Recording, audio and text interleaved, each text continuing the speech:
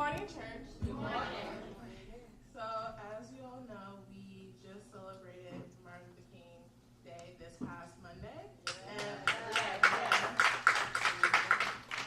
And I'll just be giving a brief report or a brief summary of how the day came to start. Okay. So initially, as you all know, the Reverend Dr. Martin Luther King Jr., he was a great preacher, a great activist, a great person in the civil rights movement who really fought very hard to have equality and fairness within our race as well as amongst other races within the nation.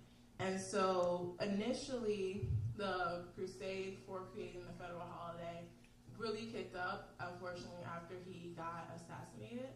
And so there were senators who tried to get a federal holiday in his name shortly in a few months after he was assassinated. And at first, it did not get approved. And so with that, there were different campaigns as well as within the civil rights movement to really fight for this holiday to come to pass.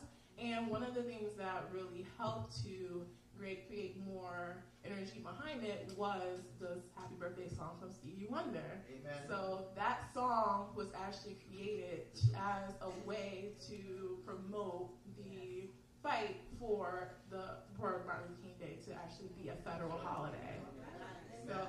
So you guys, even with singing Happy Birthday now, it's that's a little history behind that. And so thankfully, that song really helped increase the popularity of the fight for that holiday, for this holiday to come and exist. And with that, there were petitions that were signed all over the nation. And eventually, Ronald Reagan did make it a federal holiday, I believe in 1983, and it took 3 years after that for the rest of the states in the nation to actually start to enlist it and to actually start celebrating and acknowledging it.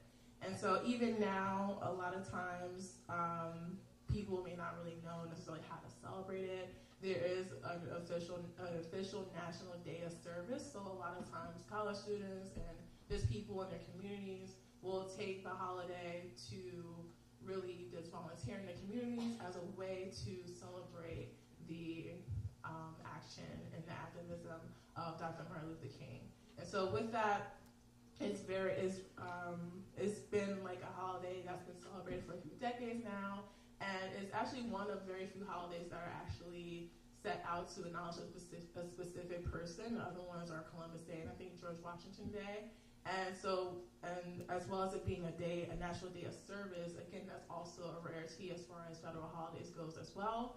And so even with that, just to have this holiday for the such a magnificent person and to have a time and opportunity to really celebrate him and volunteer in his honor is definitely something that I think will be really great for people to put into perspective, because it's not just a third Friday that some people make, third Monday that some people make it off around the time of his birthday, but it should also be something that we choose to embrace if we do get that time off, and this reflects on maybe how some of us have lived through the civil rights movement, or how we are blessed to be in a place now, in a space now, where we're not dealing, in some cases, the same discrimination and strife that we dealt with in the past.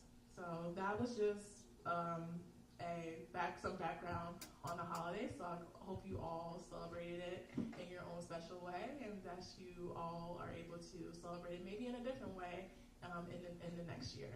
Thank you.